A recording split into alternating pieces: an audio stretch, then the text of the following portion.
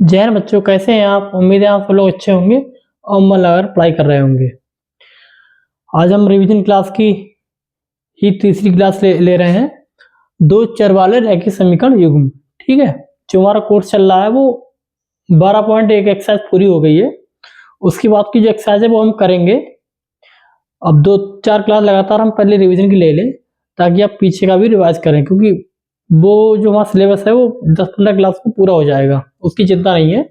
जो रिवीजन जरूरी है इसलिए पीछे क्लास ले रहे हैं ताकि कोई भूले ना, पीछे का भी रिवाइज करते रहें। और ये जो सवाल है वो बोर्ड एग्जाम के लिए महत्वपूर्ण प्रश्न है, सारे बोर्ड एग्जाम में आए हुए हैं, इन्हीं में से बोर्ड एग्जाम में आएंगे और सारे कॉन्सेप्ट जो है इसमें क्लियर हो जाएंगे।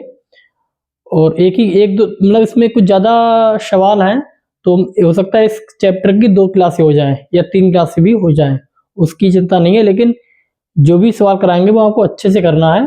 अब ये समझो चैप्टर का लास्ट है, मतलब रिवीजन के बाद लास्ट है इस चैप्टर को, इसके बाद दोबारा थोड़ी ना पढ़ाएंगे। कोई रिवीजन करा रहे हैं इसके बाद ये चैप्टर तो ना पढ़ाएंगे, इसके बाद सोल्व करा सकते हैं, लेकिन ये चैप्टर जो है अब पूरी तरह से कंप्लीट तो हो चुका है, लेकिन रिवीजन के तौर पे एक ही बार कराएंगे हम। ठीक है, तो ध्यान से पढ़िएगा और बोर्ड एग्जाम में बहुत महत्वपूर्ण है, क्योंकि 3 चैप्टर इसके बीज गणित में जो 18 नंबर का बीज गणित है उसमें एक चैप्टर ये है, दूसरे चैप्टर क्वाड्रेटिक इक्वेशन, तीसरे चैप्टर एपी। इन 3 चैप्टरों से ज्यादा सवाल पूछे गए हैं, तो इसलिए इन चैप्टरों के ज्यादा सवाल रिवीजन क्लास में हम ला रहे हैं। ठीक है, चैप्टर के पहले कॉन्सेप्ट 2 मिनट में देख लेते हैं। कॉन्सेप्ट बस यही जो लिखे हुए बस यही है, इससे ज्यादा कुछ भी नहीं है, इन्हीं से सारे सवाल हल होंगे। ठीक है, कॉन्सेप्ट ये है, इसमें एक रेखा ये है, एक रेखा ये है, दो रेखे के ना, तो दो रेखाएं a1x plus b1y plus c1 equal to 0, a2x plus b2y plus c2 बराबर 0। 3 रेखाएं हैं, इसमें यदि इनके अनुपात बराबर नहीं है, किनके? चरों के गुणांकों के अनुपात बराबर नहीं है, तो इनका ग्राफी निरूपण होगा, रेखा प्रतिच्छेद करेंगी। ठीक है, और रेखा प्रतिच्छेद करेंगे तो इनका एक अद्वितीय हल होगा, यानी कि यूनिक हल होगा, एक सोल्यूशन होगा। और ऐसे रेखे युग्म क्या कहेंगे? संगत रैखिक युग्म समीकरण कहेंगे। ठीक है, संगत रैखिक समीकरण युग्म कहेंगे यदि इनके सारे जो गुणांक हैं और अचर पद है, इनका सबका अनुपात जो है बराबर आता है। चर पदों के गुणांकों का और अचर पदों का गुणांक अनुपात जो है बराबर आता है दोनों रैखिक युग्म का, तो रेखाएं संपाती होंगी। इसका मतलब होता है एक रेखा के ऊपर दूसरी रेखा चढ़ी हुई होगी, रेखा संपाती होंगी, एक ही रेखा होंगी, तो इसके असीमित हल होंगे। क्यों?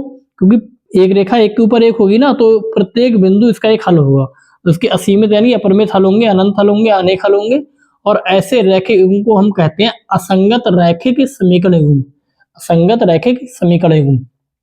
ठीक है, यदि चरों के गुणांकों का अनुपात बराबर है लेकिन अचर पदों का जो अनुपात है वो बराबर नहीं है, तो ऐसे रैखिक युग्म को हम कहेंगे समांतर रैखिक समीकरण। ठीक है, समांतर रेखाएं होंगी, ये रेखाएं समांतर होंगी। ठीक है, कभी प्रतिच्छेद नहीं करेंगी, अगर प्रतिच्छेद नहीं करेंगे तो इनका कोई हल नहीं होगा। ठीक है, इनका कोई हल नहीं होगा। और ऐसे, ठीक है, ऐसे रैखिक युग्म को हम क्या कहेंगे? ऐसे रैखिक युग्म को हम कहेंगे आश्रित रैखिक युग्म,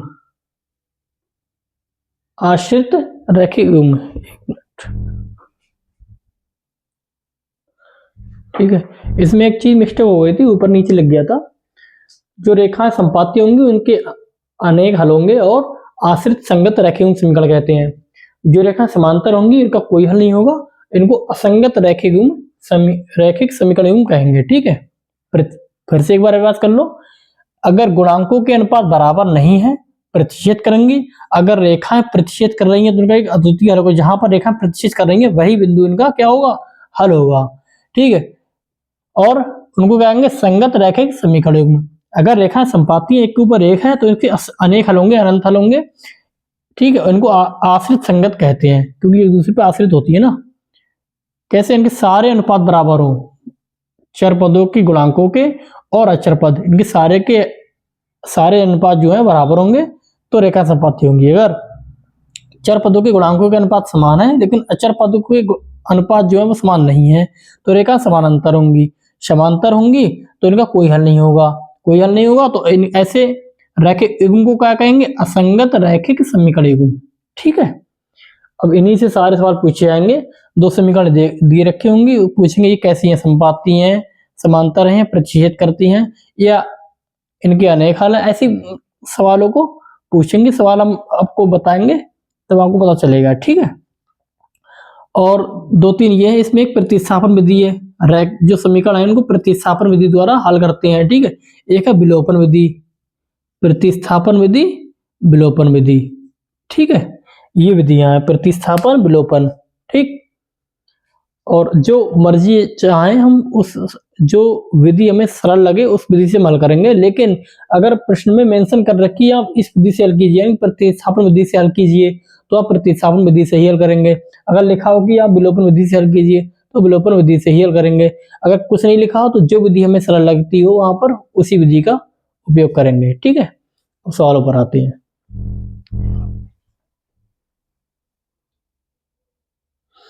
देखिए पहला सवाल है के किस मान के लिए समीकरण युग्म ये और ये के अपरिमित रूप से अनेक हल होंगे। ठीक, अनंत हल होंगे। हमने आपको क्या बताया था, अगर किसी रैखिक समीकरण युग्म के अनंत हल होते हैं तो उनके सारे जो अनुपात है वो बराबर होते हैं, मतलब चर पदों के गुणांकों के या चर पद, इनके सारे अनुपात बराबर होते हैं। ठीक है, कैसे?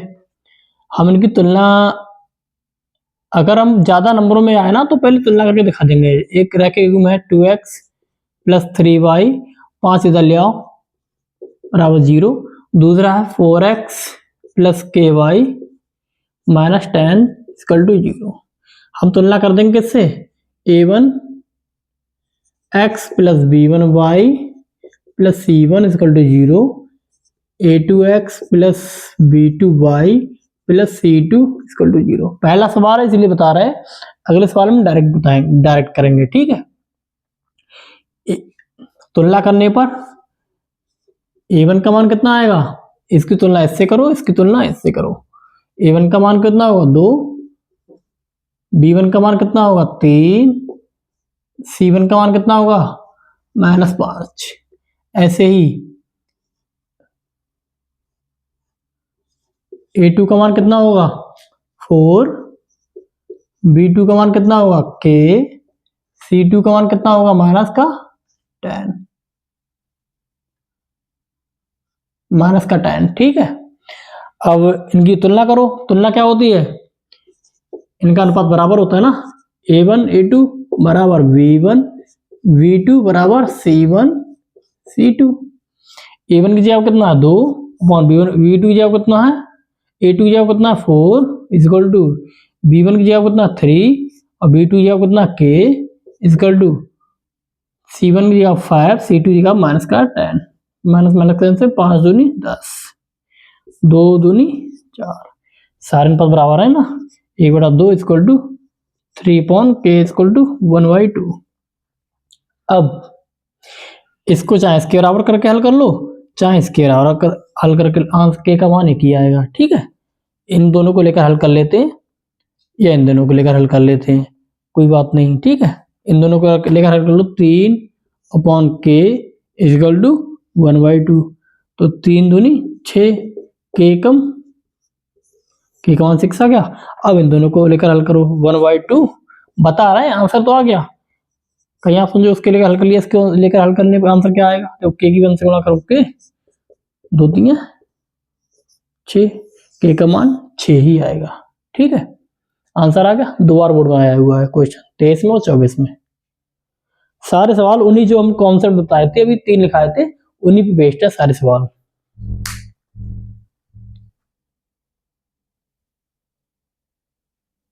अगला सवाल है, दो समीकरण थे रखे हैं, 2x + 3y = 18, x - 2y = 2 को हल कीजिए। ये 2022-23 में आया बोर्ड में। देखो हम इसको सवाल को विलोपन विधि या प्रतिस्थापन विधि दोनों द्वारा हल कर सकते हैं, लेकिन मौके पे जो सरल लगे हम उससे हल करेंगे। ठीक है, तो हमको कौन सी सरल लगती है, प्रतिस्थापन विधि मान रखते हैं, विलोपन विधि को हटा देते हैं। हम विलोपन विधि से इसको हल करेंगे। विलोपन विधि को हल करने के लिए इसको मान लेंगे समीकरण 1, इसको मान लेंगे समीकरण 2। ठीक है, आप लिखोगे नीचे। अब क्या करेंगे हम, विलोपन विधि में क्या करते हैं, किसी एक चर के गुणांक को समान करते हैं और चिन्ह को अपोजिट करते हैं, जो सरल लगे। देखो हमारे पास इसके गुणांक जो हैं, इनकी गुणा करने पे हमें आसानी होगी, तो हम x के गुणांकों को समान करेंगे। लेकिन क्या क्या है ना, इसमें इसके चिन्ह अपोजिट हैं। हम चाहे तो इसके गुणांक भी समान कर सकते हैं, लेकिन हम इसके ही गुणांक समान करेंगे। ठीक है, इसके गुणांक समान करने के लिए क्या करेंगे, हम इस समीकरण में इस x के गुणांक से गुणा करेंगे और इस समीकरण में इस समीकरण के x के गुणांक से गुणा करेंगे। तो क्या करेंगे हम, समीकरण 1 में 1 से व समीकरण 2 में 2 से गुणा करने पर आपको लग रहा होगा कि समीकरण 1 में 1 से कर रहे हैं और 2 में 2 से कर रहे हैं, इसका मतलब है हर सवाल में से करेंगे। नहीं भाई, इसके गुणांक से करते हैं ना, इसमें इसका गुणांक 1 है, इसमें इसका गुणांक 2 है, कर लो। ये तो समीकरण ऐसी है जी, कोई 1 से गुणा कर रहे हैं। ये वाली समीकरण 2 से गुणा करो, 2x माइनस 2 दूनी 4, 4x 2 दूनी 4। ठीक, अब क्या करेंगे हम, देखो गुणांक तो समान होगा, चिन्ह को अपोजिट करेंगे, ये माइनस ये प्लस। ठीक, ये माइनस, चिन्ह अपोजिट कर रहा है इसीलिए घटाने पर। ठीक, ये माइनस ये प्लस कट गए, ये प्लस जुड़ जाएंगे 7y, ये कट के आ जाएंगे 14, y इक्वल टू 14 अपॉन 7, गुणांक में था, भाग में पहुंच गया 7 2 या 14, y का मान कितना आ गया 2। y का मान किसी भी एक समीकरण रख दो, y का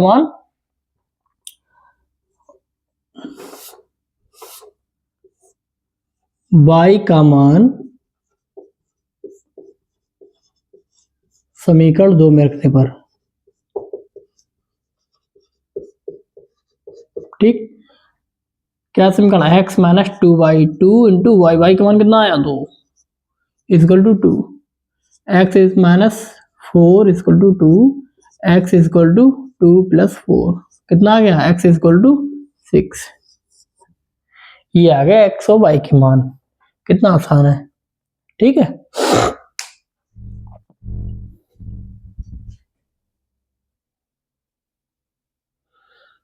अगला सवाल है, इसे आप करने का प्रयास कीजिए। ठीक है, वीडियो रोककर। यदि 3x plus 2ky equal to 2 और 2x plus 5y plus 1 equal to 0 दी जाने वाली दो रेखाएं हैं, द्वारा दी जाने वाली दो रेखाएं परस्पर समानांतर हैं, तो k का मान ज्ञात कीजिए। अब देखिए, समांतर रेखाओं के लिए मैं क्या बताया था, a1 अनुपात a2, a1 upon a2, b1 अनुपात v2 बराबर होंगे, लेकिन ये c1 अपॉन c2 यानी अचर पदों के अनुपात बराबर इनके नहीं होते हैं। इसमें देख लो,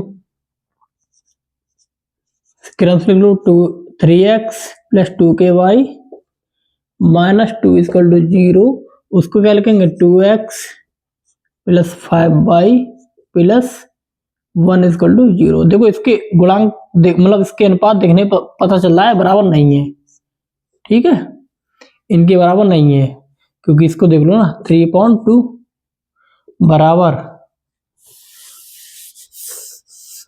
ऐसे तो लग रहा है a1 अपॉन a2 बराबर v1 अपॉन v2 बराबर नहीं होंगे c1 अपॉन c2, तब रेखा समांतर होती है। ये तो बराबर नहीं है, 3/2 बराबर v1 का मान 2 के अपॉन v2 का मान 5 बराबर नहीं है किसके, c1 का मान माइनस 2 अपॉन c1 का मान c2 का मान 1, क्या बराबर लग रहा है, ये तो बराबर नहीं है, तो इसका काम भी नहीं है। k का मान निकालने के लिए इन दोनों को काम चलेगा, हमें इन दोनों को बराबर रख लो, 3/2 इक्वल टू 2k/5, इसकी गुणा करो 5 या 15, ठीक है, 2 के नीचे गुणा करो, 2 दूनी 4, के का मान कितना आ गया, के का मान आ गया 15/4। ठीक है, यही मान निकालना था, आंसर आ गया। बहुत सिंपल, उन्हीं कॉन्सेप्टों का यूज हो रहा है केवल।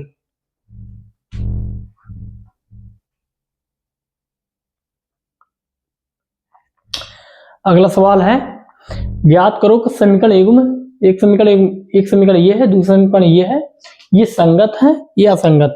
संगत असंगत के लिए क्या होना चाहिए, देखो संगत होने के लिए वो या तो रेखा प्रतिच्छेद करती हो या संपाती हो। संपाती होंगी तो आश्रित संगत होगा, प्रतिच्छेद करती हो तो प्रॉपर संगत होगा। असंगत होने के लिए रेखा समांतर हो। अब कैसे पता चलेगा रेखा समांतर है, कैसे पता चलेगा रेखा प्रतिच्छेद करती है, वो गुणांकों के अनुपात। अगर चर पदों के गुणांकों के अनुपात बराबर नहीं है तो रेखाएं प्रतिच्छेद करेंगी तो रेखा संगत है।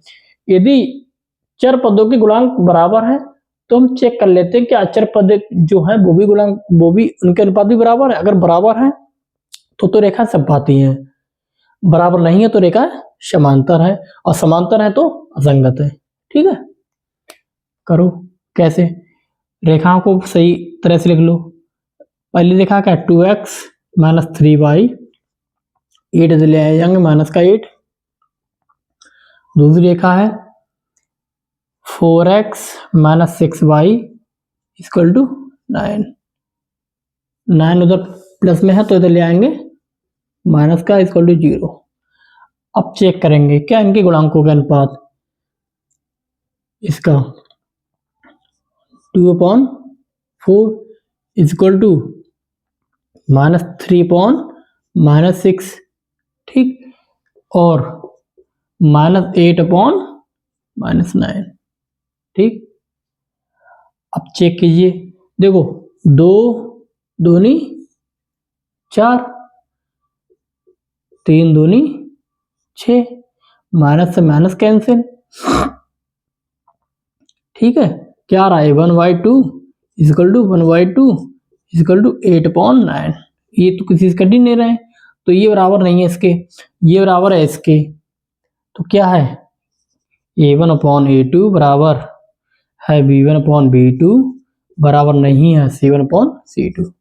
क्या रेखा होंगी, रेखा होंगी समांतर, रेखा होंगी समांतर, समांतर होंगी तो असंगत रैखिक समीकरण युग्म,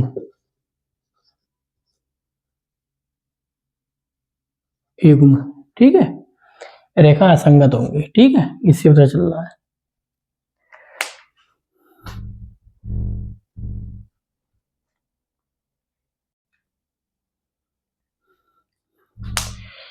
के मान ज्ञात करो जिनके लिए समीकरण निकाय का एक अद्वितीय हल हो और एक कोई हल नहीं हो। देखो अद्वितीय हल होने के लिए क्या करेंगे हम, गुणांकों के अनुपात बराबर होने चाहिए, किसके,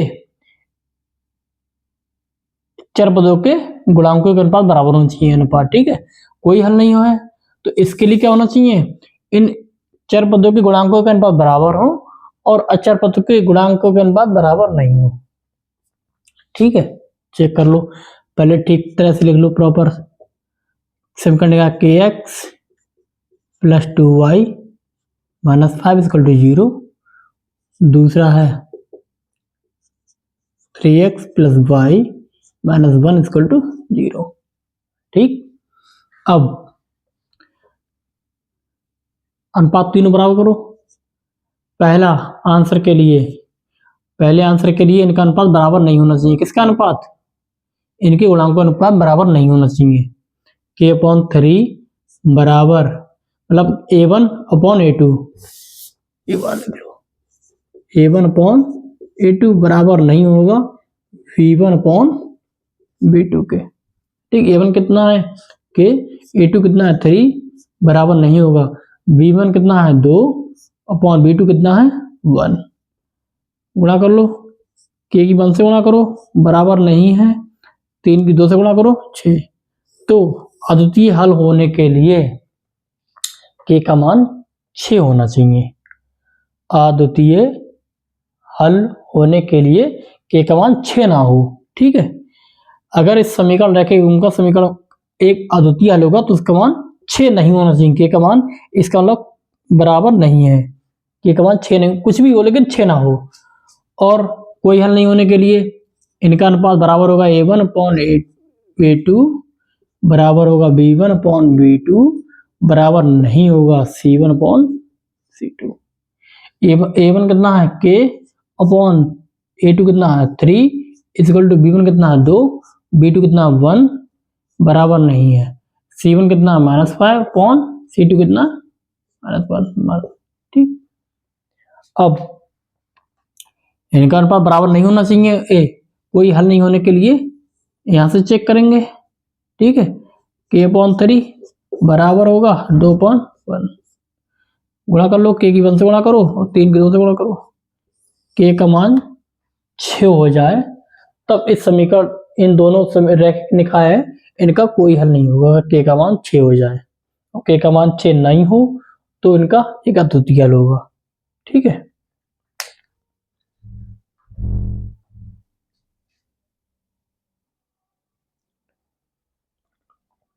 अगला सवाल है, सवाल लिखा ही नहीं, कोई बात नहीं, अब लिख ले रहे हैं।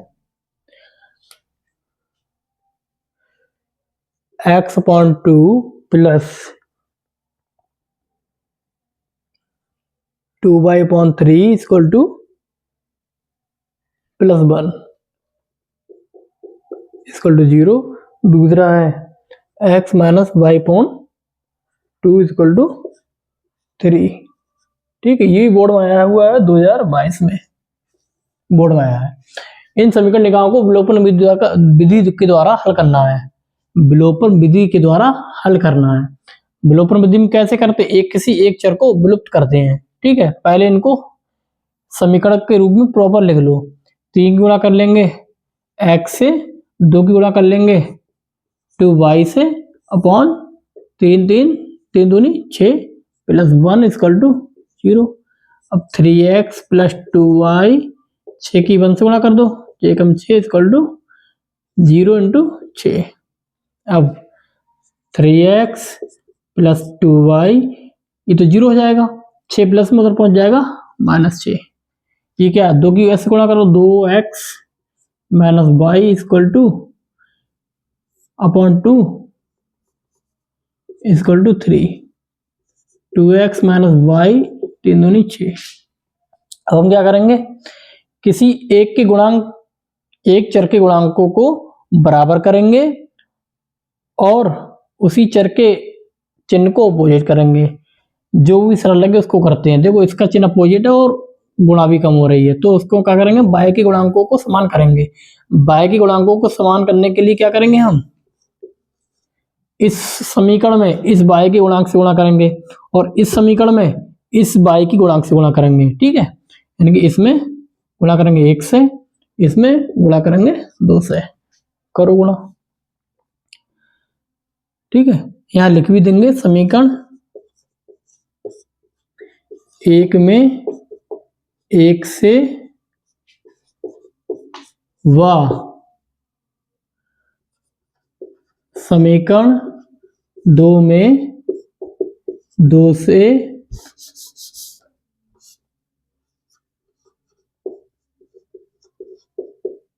गुणा करने पर।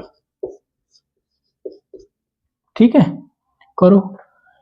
1 में 3x plus 2y equal to -6, 2 से इसमें गुणा करो, 2 दूनी 4 x माइनस 2 एकम 2y 2 छंग 12। ठीक, अब चिन्ह गुणांक समान है, चिन्ह ऑलरेडी अपोजिट है, इसलिए जोड़ने पर। ठीक है, ये माइनस का ये प्लस का कट जाएगा, ये प्लस प्लस के जुड़ जाएंगे, 4 और 3 7x, ये कितना आ जाएगा प्लस के 6। ठीक है, x इक्वल टू 6.7। ये तो x का मान आ गया। अब x का मान समीकरण किसी समीकरण 1 में रख दो, चाहे किसी भी समीकरण रख दो, चाहे 1 में रख दो चाहे 2 में रख दो। ठीक है, समीकरण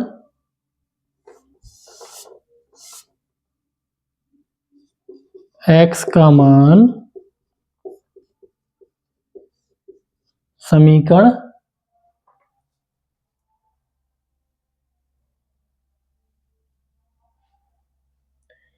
दो में रखने पर,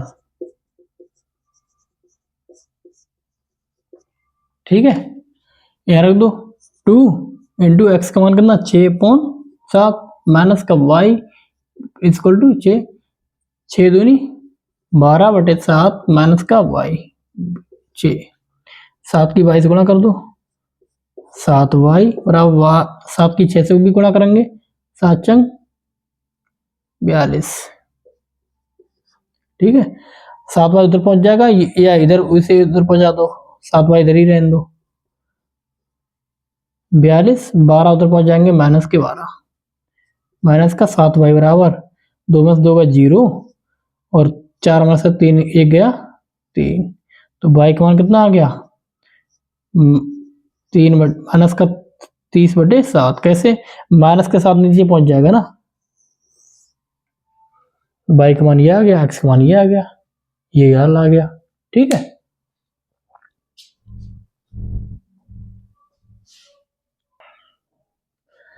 अगला सवाल है k का मान ज्ञात कीजिए जिसके लिए इस समीकरण निकाय का एक अद्वितीय हल है। अद्वितीय हल होने के लिए क्या कंडीशन है, a1/a2 बराबर नहीं होगा b1/b2 की, बस ये कंडीशन होती है।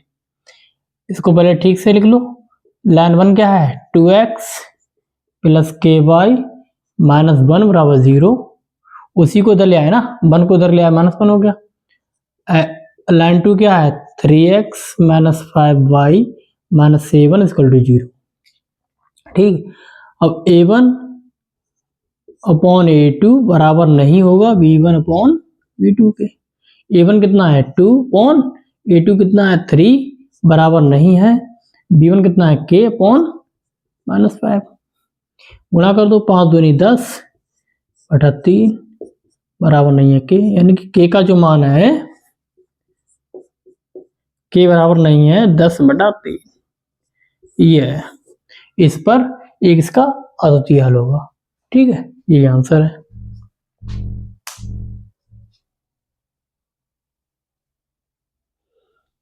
अगला सवाल है,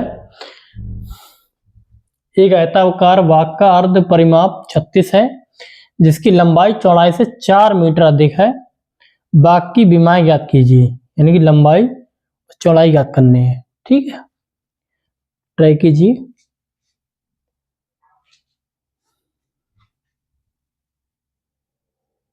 देखिए हम इसमें मान लेंगे, माना वाक की लंबाई x मीटर है, तब वाक की चौड़ाई y मीटर है। अब उसका अर्ध परिमाप, आयत का परिमाप क्या होता है,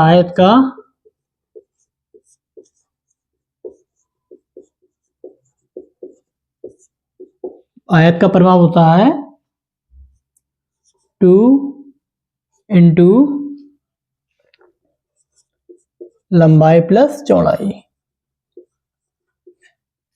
ठीक है, लेकिन कह रहे हैं अर्ध परिमाप, और अर्ध परिमाप क्या होगा, अर्ध परिमाप बराबर होगा 2 इंटू लंबाई प्लस चौड़ाई, बस 2 से भाग कर देंगे, अर्ध परिमाप है ना, 2 से 2 कैंसिल। अर्ध परिमाप दे रखा है 36 इक्वल टू लंबाई कितनी है x प्लस चौड़ाई कितनी है y। अब x प्लस y बराबर कितना दे रखा है 36, समीकरण 1। कह रहा है जिसकी लंबाई कितनी है x, उसकी चौड़ाई से 4 अधिक है, उसकी चौड़ाई कितनी है y से 4 अधिक है, यानी अधिक है यानी कि जोड़ देंगे y में, इसके बराबर है ये क्या लंबाई। अब देखो y का मान यहां रख दो और नहीं रखो तो ये तो प्रतिस्थापन में दी होगी y का मान, इसमें समीकरण रख दोगे तो प्रतिस्थापन में दी हो गई। नहीं रखना चाह रहा है तो इधर ले आओ इसको, y को इधर ले आओ, x minus y equal to 4, ये समीकरण 2 है। इसको विलोपन विधि द्वारा भी हल कर सकते हैं। x minus y equal to 4, इसमें ज्यादा सरल हो रहा है क्योंकि गुणांक बराबर है, चिन्ह अपोजिट है, जोड़ने पर ठीक, प्लस माइनस कैंसिल, ये माइनस ये प्लस कैंसिल, ये कितना आ गया 2x इक्वल टू कितना हो गया 40, x इक्वल टू 40 अपॉन 2, 2 दूनी 4, यानी कितना आ गया x इक्वल टू 20 मीटर। ठीक, अब x का मान किसी भी समीकरण रख दो, हम समीकरण 1 में रख देंगे। समीकरण 1 में लिख दो समीकरण x का मान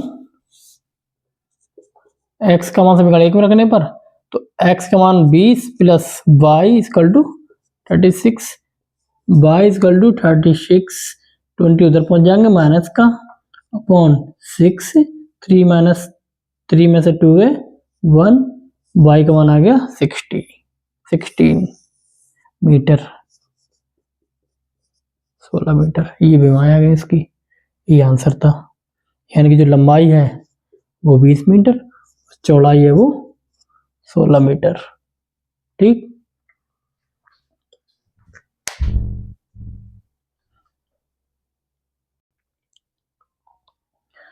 जो अगला क्वेश्चन है, एक समकोण त्रिभुज है जिसका क्षेत्रफल इतना है, यदि उसकी ऊंचाई आधार की लंबाई से 7 सेंटीमीटर अधिक है तो आधार की लंबाई ज्ञात कीजिए। ठीक है, देखिए एक समकोण त्रिभुज है, समकोण त्रिभुज की क्षेत्रफल का सूत्र पता क्या होता है, 1/2 आधार इंटू ऊंचाई। ठीक है, ऊंचाई कौन सी होती है, जो लंबवत होती है वो ऊंचाई होती है। अब इसमें क्या कह रहे हैं, मान लेंगे पहले, माना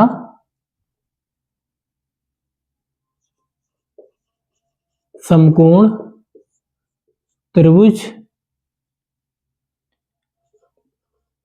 का आधार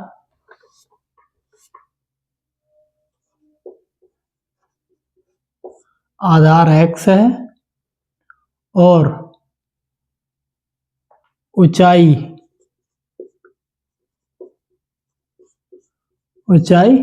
y है। ठीक है, सेंटीमीटर। अब क्या करेंगे, इसमें कह रहे हैं एक समीकरण इससे आ जाएगी, क्या कह रहे हैं, इसका क्षेत्रफल, त्रिभुज का क्षेत्रफल, समकोण त्रिभुज का क्षेत्रफल का सूत्र ये होता है 1/2 आधार कितना है x इंटू ऊंचाई कितनी है y, कितना आ गया, समकोण त्रिभुज का क्षेत्रफल कितना है 30, ये कितना आ गया 30 दूनी 60 equal to x into y. ठीक है, दूसरी कंडीशन क्या है, ये सारी चीजें प्रश्नानुसार हो रही हैं। ठीक है, दूसरी कंडीशन क्या है, उसकी जो ऊंचाई है, उसकी ऊंचाई आधार की लंबाई से 7 अधिक है। इसकी ऊंचाई जो है, ऊंचाई y है, वो आधार की लंबाई से 7 सेंटीमीटर अधिक है। ठीक है, ये समीकरण 2 आ गई। अब y का मान यहां रख दो,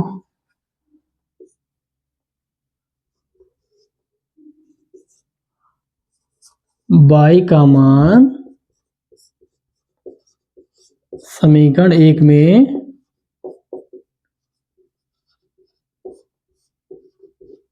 रखने पर, ठीक है, 60 इक्वल टू एक्स का वाई, एक्स इंटू वाई का मान यहां रख दो, कितना x प्लस 7, अंदर गुणा कर दो x स्क्वायर प्लस 7x,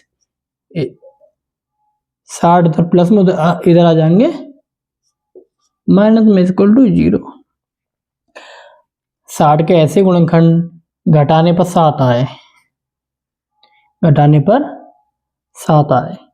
ठीक है, 60 के ऐसे गुणनखंड घटाने पर 7 आए, फैक्टर करो, 2 3 6, 15 दूनी 30, ठीक, 3 पंजे 15। अब देखो फैक्टर देखो नहीं हो रहा है, 5 से 15 से भी नहीं हो रहा, 5 दूनी 10 से भी नहीं हो रहा, 3 दूनी 6, 5 दूनी 10, ये 7 ही है ना, हाँ ये 60, ठीक है। अगर किसी से नहीं आ रहा है ना तो श्रीधराचार्य सूत्र से आ ही जाते हैं,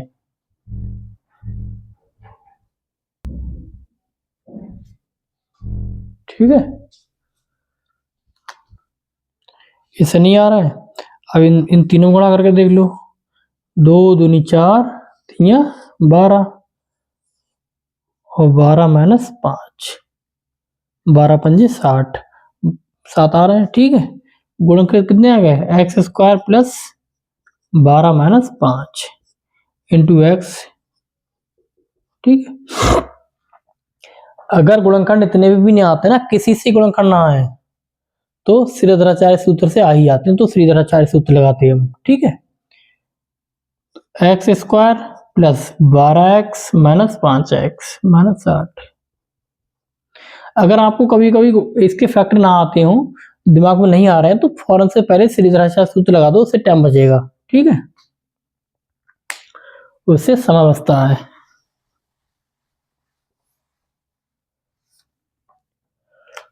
इन दोनों में क्या कॉमन है, x कॉमन है, यहाँ पे चाहे x कितना 12, इन दोनों में क्या कॉमन है, माइनस का 5 कॉमन है, माइनस का 5 कॉमन लिया, यहाँ पे चाहे x माइनस प्लस और 12, ठीक। इन दोनों का कॉमन है x plus 12 into x minus 5 equal to 0। इन दोनों को एक 0 के बराबर रख लो, x प्लस 12 इजक्वल टू 0 या x minus 5 equal to 0, x बराबर माइनस के 12, अब x बराबर 5। अब देखो x क्या था, हमारा आधार था, क्या आधार का भी माइनस हो सकता है, किसी की लंबाई क्या माइनस हो सकती है, ये गलत है, यानी कि आधार कितना है 5 सेंटीमीटर। अब इसका मान किसी भी एक समीकरण रख दो, समीकरण 2 में रख दो, तो 60 इक्वल टू एक्स का मान 5 है, एक्स का 5 इंटू वाई, 5 से काट दो, कितना आ गया 12 पंजे 60, वाई का मान कितना आ गया 12, यानी कि त्रिभुज की ऊंचाई जो है वो 12 सेंटीमीटर आ जाएगी और आधार की लंबाई 5 सेंटीमीटर। हमें आधार की लंबाई ज्ञात करनी थी केवल, ठीक है, वो ज्ञात ही नहीं करना।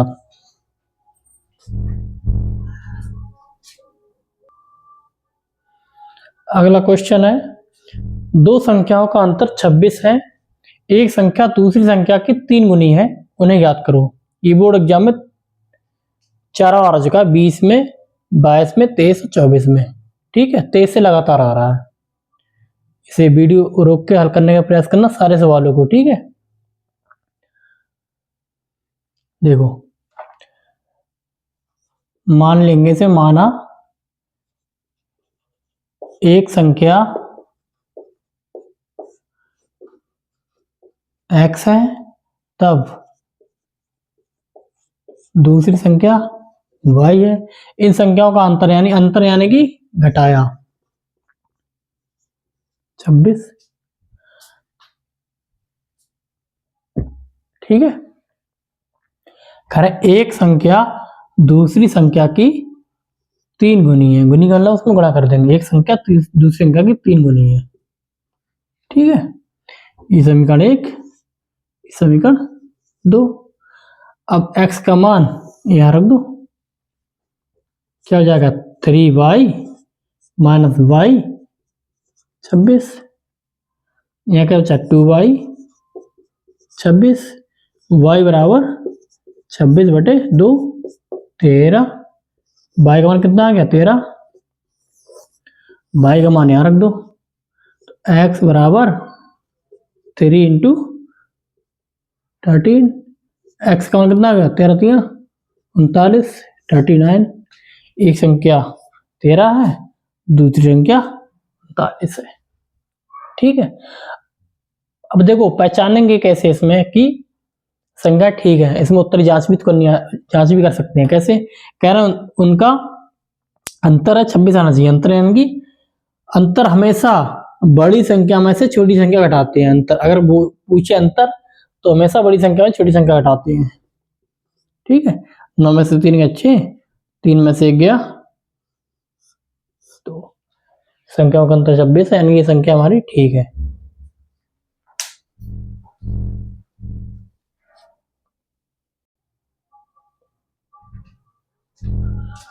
आज की क्लास हमारी समाप्त हो रही है। आगे के सवाल अगली क्लास करेंगे। जय हिंद।